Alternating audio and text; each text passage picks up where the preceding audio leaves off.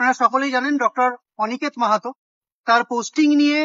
হাইকোর্টের single bench এবং division bench দুটো জায়গায় থাপ্পড় খাওয়ার পরেও রাজ্য সরকার কোনো অর্ডার বের করেনি তার পোস্টিং এর জন্য। সেটার জন্য আমরা কন্টেম্প্ট অফ কোর্ট সেটার জন্য কোর্টে মুভ করেছিলাম আজকে হাইকোর্টে।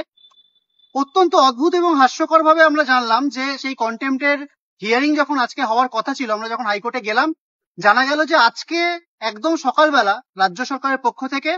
সুপ্রিম কোর্টে এই পোস্টিং বিষয়ক বিষয়টিকে চ্যালেঞ্জ করে রাজ্য সরকার সুপ্রিম কোর্টে গিয়েছে। আমরা আগেই এই আশঙ্কার কথা জানিয়েছিলাম যে জনগণের ট্যাক্সের টাকা নষ্ট করে রাজ্য সরকার এই ক্ষেত্রটাতেও সুপ্রিম কোর্টে হয়তো যেতে পারে, এবং সেই আশঙ্কা সত্যি করে